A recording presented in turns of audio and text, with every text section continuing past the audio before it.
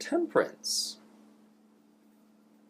This card, again, is about a blending of opposites. Seems to be a theme.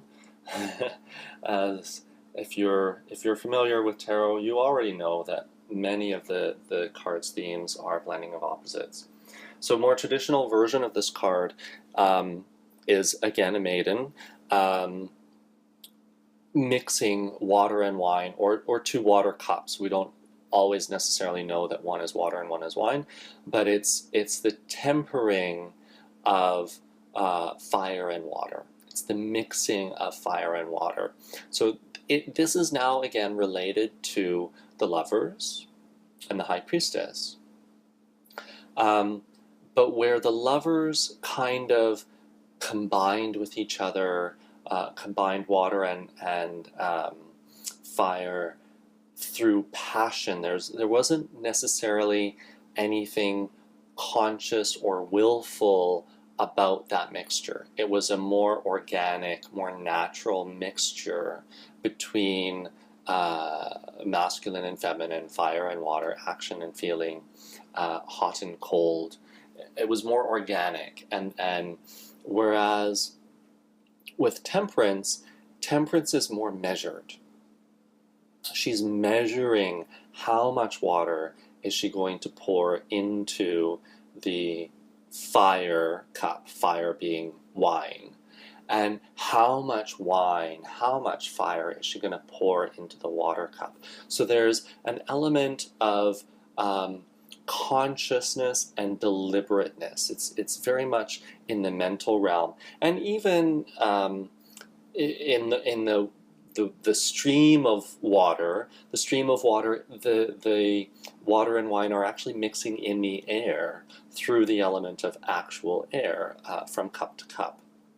So here we kind of have that. We have the water kind of going through consciousness to the other side, to fire, and there's a kind of a flow from side to side, water to fire, fire to water, up and down, through this midline of consciousness.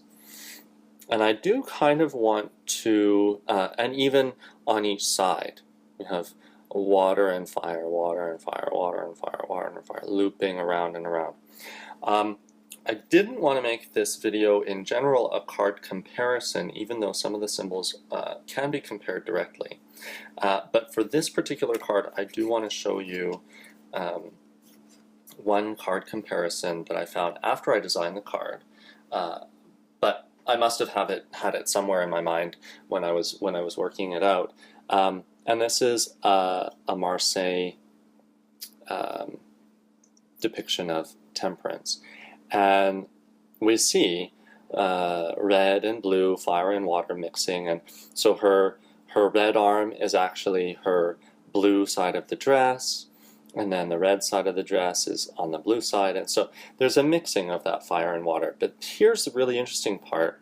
Look at the shape of her blouse under her robe, and look at the shape here. It's that yoke, it's that same yoking shape from the chariot, and that yoking shape is the element, the aspect of Temperance that is balancing the two arms and then funneling, shaping what happens in this arm with water and this arm with fire. It's funneling, it's redirecting through consciousness that mixture in the middle at her waist. So the symbols are there. The symbols are there. They're just different than how you may be used to seeing them.